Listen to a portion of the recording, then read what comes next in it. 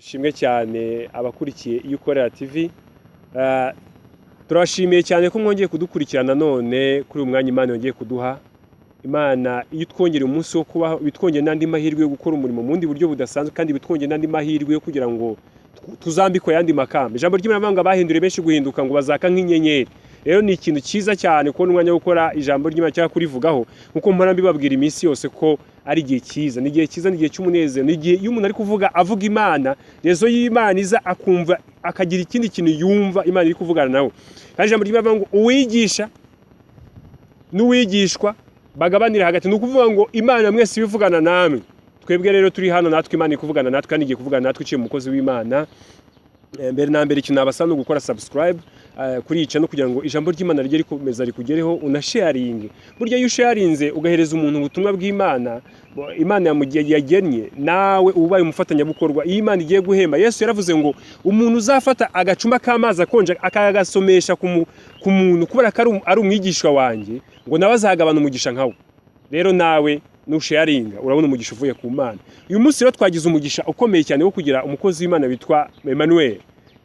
Araza kuza kubibwira, araza kuza kubasobanurira byinshi bimwerekeyeho, agiye kutuganiriza ijambo ry'Imana. Umukozi w'Imana Imana yasize amavuta, umukozi w'Imana Imana yahamagaye, ni umuntu ufite ubuhamya bukomeye. Uyu munsi ubwo atari buduha ubuhamya, ari buze kutwigisha ijambo ry'Imana, ariko n'igihe azaduha ubuhamya azatubwira ahantu Imana yamukuye, ukuntu Imana yamurinze ubwo hageze guturika ibisasu mu Rwanda, Imana ikamurinda igisasu kikamuturikana akabaho, akaba ari abapfuye bakabaho. Ibyo azabitubwira. Ariko uyu munsi agiye kutubwira ijambo ry'Imana, agiye kutubwira icyo Imana yashyize ku mutima we, ijya kwemera ko acamo ibyo bintu bikomeye, icyo yashakaga kumugira. Yashaka kumugira umuvugabutumwa, ni evangeliste. Rero ngewe uri kumwakira ni Pastor Placide, musanzwe mumenyereye nubwo atari igihe kinini, ariko muranzi. Rero reka umwanya umukozi w'Imana abagezeho ijambo ry'Imana yamushyize ku mutima.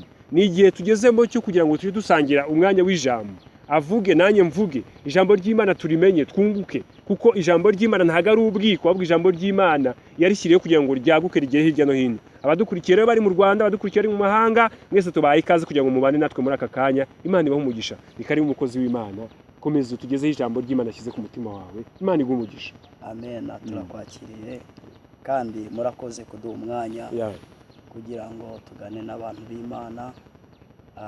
Imana irabakunda kandi twese Imana yadukunda. Ijambo ry'Imana avuga ngo icyatumye Imana idukunda ikadutoranya si uko twarutaga ayandi mahanga ubwiza, ahubwo Imana yabikoze kubera urukundo rwayo. Imana yabikoze kubera ubuntu bwayo igukunda. Ndagushishikariza wowe wicaye ureba uru rubuga, wowe ukurikirana ijambo ry'Imana ricaho umunsi ku munsi, ndakubwira yuko Imana igukunda. Ntutangazwe nuko waba uri mu byaha cyangwa waba uri umunyabyaha nk'uko abantu babivuga, nk'uko nawe ubizi. Reka nkubwire, Imana ntabwo yanga umunyabyaha, ahubwo Imana yanga icyaha. Icyaha rero nicyo kimunga ubugingo bw'umuntu. Icyaha nicyo kimunga ubuzima bw'umuntu. Icyaha ni kanseri itandukanya umuntu n'Imana. Ariko muri iki gitondo tugiye kugana ku ijambo rivuga ngo kumenya Yesu Kristo, cyangwa se gukiranuka guheshwa no kwizera Yesu Kristo.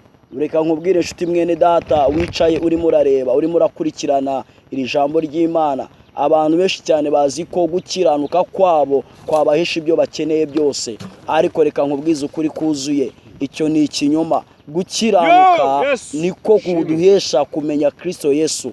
Kandi umuntu ntabwo akiranuka kubera ko afite ibya mirenge, umuntu ntabwo akiranuka kuko yize amashuri menshi, umuntu ntabwo akiranuka kuko afite amafaranga menshi. Ntabwo gukiranuka Yesu ashaka ni ugukiranuka kuvuye ku mutima, ni ugukiranuka kuri mu nzira y'Imana, ni ugukiranuka kwavuye mu byaha. Ushobora kuba uri mu byaha ariko ukibwira ko uzakiranuka, ntabwo bishoboka. Hari inzira imwe gusa yo kugira ngo umuntu agere ku ntego yo gukiranuka. Murakoze, twabasuzaga.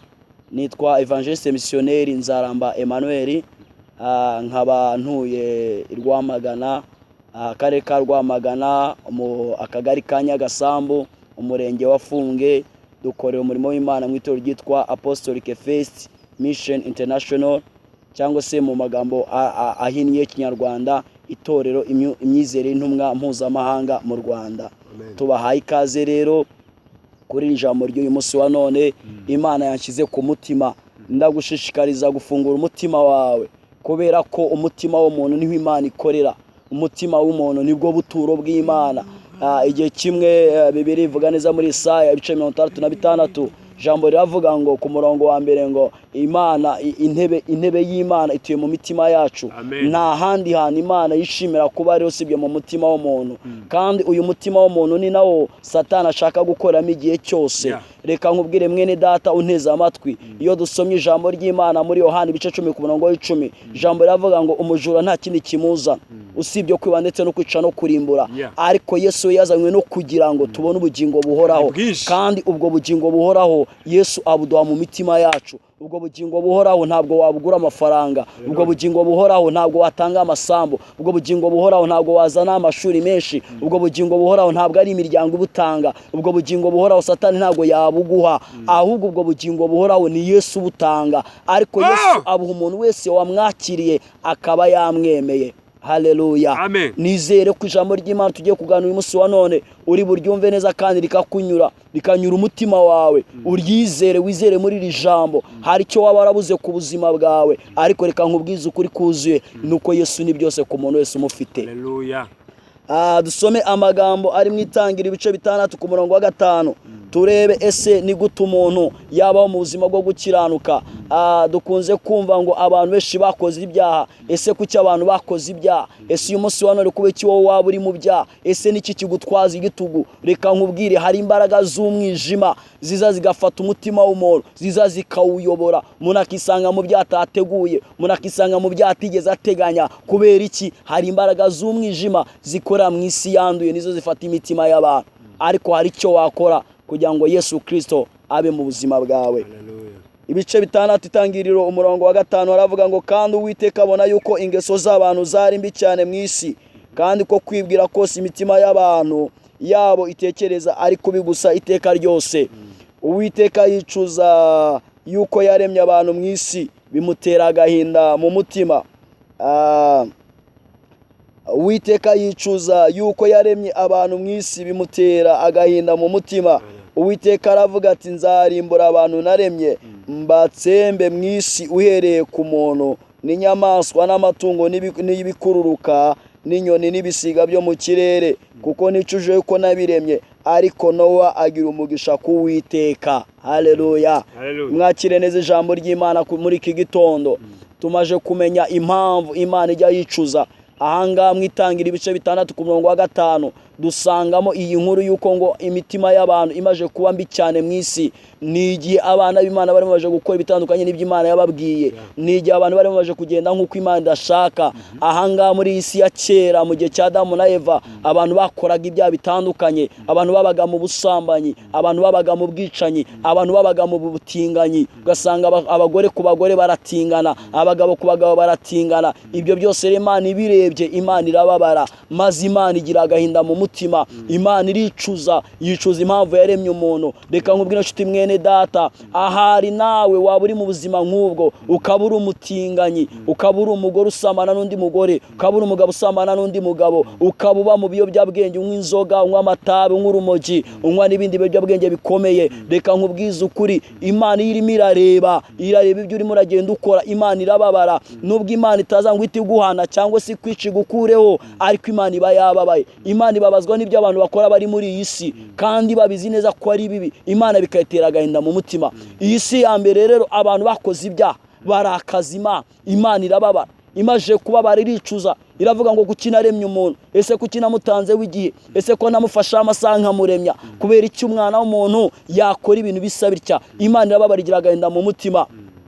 Imana itanga itegeko, iravuga ngo ngiye kurimbura, ndimbura abantu bose, ndimbura inyamaswa, ndimbura ibiti, ndimbura ibinyabugingo, kubera icyaha kimaje kwinjira mu isi. Ubwo nibwo buryo Imana yatekerezaga yuko yakora ibyaha bigashira mu isi. Ariko muri abo bantu bose Imana yagiye kurimbura, Imana yitegereje isanga harimo umugabo witwa Nowa. Nowa rero yari umugabo ukomeye, yari umugabo w'imbaraga, yari umugabo wizeye Imana nubwo abandi bakoraga ibyaha, ariko Nowa ntigeze akora ibyaha. Nowa yakomeje gukiranuka, Nowa yiziritse ku Mana, Nowa yabanye n'Imana, abana n'Imana mu gihe gikomeye, abana n'Imana mu gihe cy'ibyaha. Reka nkubwire wowe ukurikiye iri tangazamakuru cyangwa se ukurikiye uru rubuga, mu izina rya Yesu birashoboka ko nawe waba uri mu byaha, ariko reka ngutangarize ukuri, nubwo abantu muri iki gihe bari mu byaha, nawe waba umuntu muzima kandi Imana ikakureka kwishimira, Imana ikakunezererwa. Waba umugabo Imana yishimira mu bandi bagabo, waba umusore Imana yajya igendagenda itembera mu gihugu cy'u Rwanda igasangura umusore w'intwari, igasangura umusore utiyandisha ibiyobyabwenge, igasangura umusore utaragiye mu busambanyi, igasangura umusore utaragiye mu rumogi, igasangura umusore utagiye mu kwiba. Waba uri umukobwa Imana yareba mu bandi bakobwa bari mu byaha, Imana ikakubonamo, Imana ikakwishimira, Imana ikakwirahira, hanyuma mu gihe cyo kurimbura, mu gihe cy'ibyaha, mu gihe cy'ibihano, wowe ukarokoka kubera ko wizeye Imana. Igikwiye muri iyi minsi ya none ni ukumenya igihe tugezemo, kandi umuntu akamenya naho akwiye guhagarara, akamenya n'icyo akwiye gukora. Reka nkubwire, ntabwo wabuza abantu gukora ibyaha, nta nubwo wababwiriza ngo bumve, ariko iri jambo rije kukubwira wowe uteze amatwi. Ni wowe shaka kuvugana nawe, ni wowe urimo urandeba, ni wowe urimo uranyumva. Ntabwo mbwira undi uri mu gikoni hariya, ntabwo mbwira uri mu kabari hariya, ndabwira wowe aho waba uhagaze hose, aho waba wicaye hose. Reka nkubwire ijambo rikomeye, Imana iragukunda kandi Imana ikwitayeho, Imana irakuzi, Imana irakuzirikana. Ibibazo urana by'Imana irabizi, ubuzima uri muri Imana irabuzi, uko wavutse no kuri uyu munsi wa none Imana irakuzi, kandi amaso y'Imana ahora kureba igihe cyose. Iyo uryamye Imana irakureba, iyo urimo urarira Imana irakureba, iyo wambaye ubusa Imana irakureba, iyo washoje Imana irakureba, iyo abantu bagutaye Imana irakureba. Imana iri hafi yawe kurusha imyambaro yawe wambaye. Nubwo ubona ko abantu bagutaye, ariko reka ngutangarize ukuri, Imana iri hafi yawe. Icyo Imana ikeneye gusa ni uko ukingura umutima wawe, Imana ikawicaramo, Imana ikawuyobora, Imana ikawuganza. Ibyo ukeneye byose biri mu biganza by'Imana. Icyo Imana igushakaho gusa, fungura umutima wawe, wizere Imana, wakira Imana. Yego ndabizi hari imbaraga zigutwaza igitugu, imbaraga za karande zakujyanye mu busambanyi, karande zakujyanye mu biyobyabwenge, karande zakujyanye mu kunywa urumogi, karande zakujyanye mu bujura. Ariko reka nkubwire, muri Yesu Kristo hari imbaraga zihindura, hari imbaraga zica imigozi, hari imbaraga zibohora. Haleluya. Hari ijambo nkunda cyane riri mu Bakorino ba kabiri ibice 5 umurongo wa 17. Ijambo riravuga ngo abari muri Yesu Kristo ngo babaye ibyaremwe bishya, ibya kera biba byarashize. Reka nkubwire uyu munsi wa none, urabona wenda hari ibintu byanze guhinduka ku buzima bwawe, ariko ni wemere Yesu Kristo, Yesu Kristo agatura mu bugingo bwawe, Yesu Kristo akicara mu buzima bwawe, urahinduka icyaremwe gishya. Imbaraga za karande zakubase, imbaraga z'ubusambanyi zakubase, imbaraga z'ibiyobyabwenge zakubase, imbaraga zo kubeshya zakubase, imbaraga zose zipfuye amaso zakubase. Muri Yesu Kristo harimo imbaraga zihindura umuntu akaba icyaremwe gishya. Haleluya.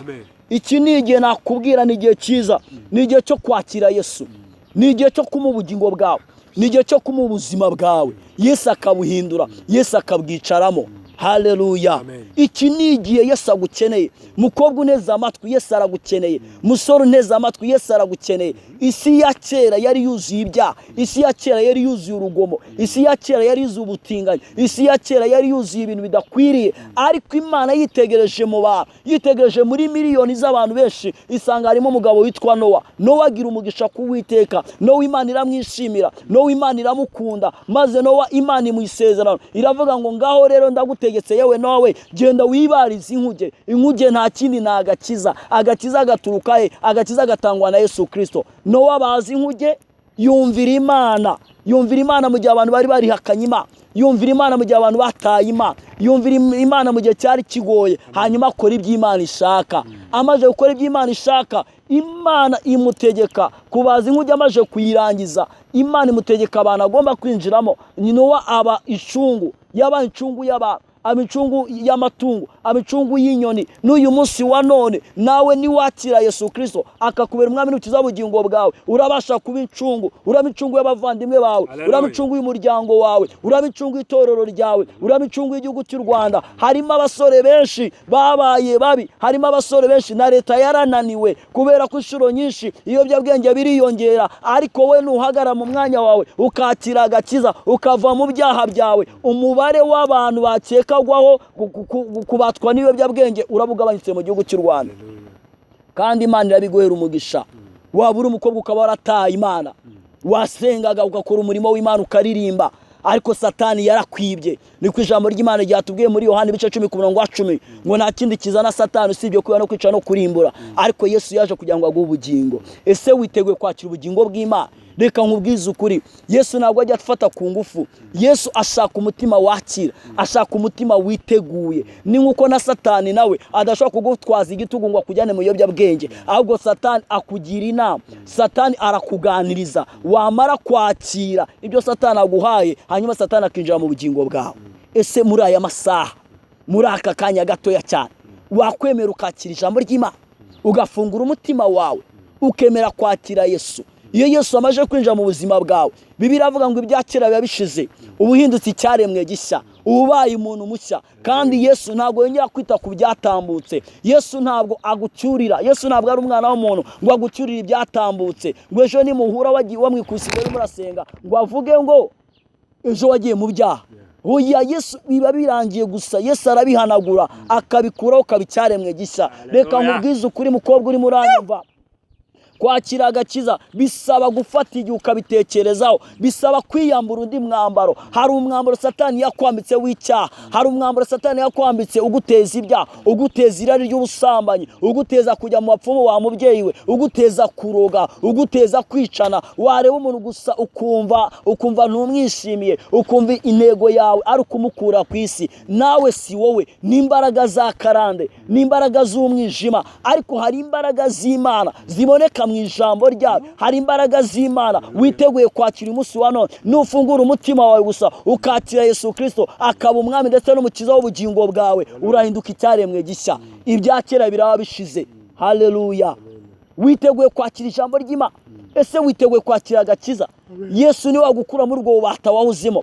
Yesu niwe wakubatura. Amafaranga menshi waba utunze ntabwo yakubatura, ubwenge waba warize ntabwo bwakubatura, waba ukora mu mushinga runaka mu bigo bya leta runaka ntacyo byakumarira, ahubwo igifite umumaro ni kimwe gusa: Yesu Kristo niwe nzira n'ukuri n'ubugingo. Kandi yaravuze ngo nta muntu uzajya kwa Data atamunyuzeho. Reka nkubwire, inzira yo kubona ubugingo ni ukwinjira muri Yesu Kristo, nuko wemera Yesu akatura muri wowe, akakubera umwami ndetse n'umukiza w'ubugingo bwawe. Abwira ngo icyakubera cyiza muri iki gihe uhagazemo, ubuzima waba burimo bwose, ni wemera ukakira agakiza, Yesu Kristo agatura mu bugingo bwawe, uraba ubaye icyaremwe gishya. Imana nibaho umugisha rero, kandi Imana ibagire neza ku bantu bose mwumvishije iri jambo ry'Imana, mwateze amatwi n'abarimo barareba. Imana ibagire neza kandi Imana ibaho umugisha. Dusoze tubashimira ko rero mwaduteze amatwi kandi mwateze amatwi n'ijambo ry'Imana. Reka nkubwire mukobwa, mubyeyi, mupapa, musaza, mukecuru, umuyobozi, uwo ari we wese wicaye ureba icano, Imana iraguha umugisha niwemera gukora ibyo Imana ishaka. Icy'ingenzi ni ukumvira Imana kuruta kumvira abantu. Icy'ingenzi ni ukuva mu byaha, icy'ingenzi ni ukuva mu nzira yawe mbi waba uhagazemo, ahubwo ukemera Yesu Kristo akakubera umwami n'umukiza w'ubugingo bwawe. Imana nibaho umugisha rero. Mwari muri kumwe na Evangeliste Missionnaire Nzaramba Emmanuel guturuka mu itorero imyizere y'intumwa mpuzamahanga mu Rwanda. Imana nibaho umugisha. Reka tubasengere rero, tubasabire Imana kugira ngo Imana ibahe imbaraga kuri abo bose bemeye kwakira ijambo kandi bagahindurwa naryo, kugira ngo umwuka w'Imana abahindure, kuko umwana w'umuntu ntiyakwihindura usibye imbaraga z'Imana. Data, mu izina rya Yesu, uri Imana nkuru kandi uri Imana ikomeye, uri Imana ikiranuka muri byose. Turagushimiye ku bantu bose bateze amatwi ijambo ryawe, ijambo rivuga ngo gukiranuka guheshwa no kwizera Yesu Kristo. Abantu benshi bazi ko ubushobozi bwabo bwabasha gukiranuka, ariko muri we Kristo ni honyine hari gukiranuka kuzuye. Turabasabe kugira ngo ubahe imbaraga, turabasabe Mwami kugira ngo bagure, turabasabe Mwami kugira ngo ubahe umugisha. Kandi umuntu wese Mwami Imana uko yumvishe ijambo ryawe, Mwuka w'Imana nariherekeze, aherekeze iri jambo ryera imbuto nyinshi mu bugingo bw'umuntu, iri jambo rihindure byinshi, iri jambo Mwami Imana risenye imigozi y'umwijima, iri jambo Mwami Imana ribohore abantu mu ngoyi z'ubusambanyi bari bicayemo, iri jambo ribohore abantu mu ngoyi z'ubuhesi bari bicayemo, iri jambo ribohore ribohore abantu mu ngoyi zo kuraguza bari bicayemo. Iri jambo ribohoye abasore n'inkumi mu gihugu cy'u Rwanda bari bicaye mu ngoyi z'ibiyobyabwenge mu izina rya Yesu, maze umwuka w'Imana akomeza abafate kandi abakomeze. Turagushimiye Yesu kuko mvishe gusenga kwacu, ni mu izina rya Yesu Kristo, amen. Ukeneye ikindi kintu watubaza ku bijyanye n'ijambo ryatambutse, reka tubahe nomero ya telefone mwatuboneraho mushaka ko tubasengera cyangwa tubagira inama. Ni nomero ya MTN ni 0788 938 murakoze. Reka twongere dusubiremo iri jambo, iyi nomero ya telefone ni 0788 938 murakoze, mugira amahoro y'Imana naho ubutaha.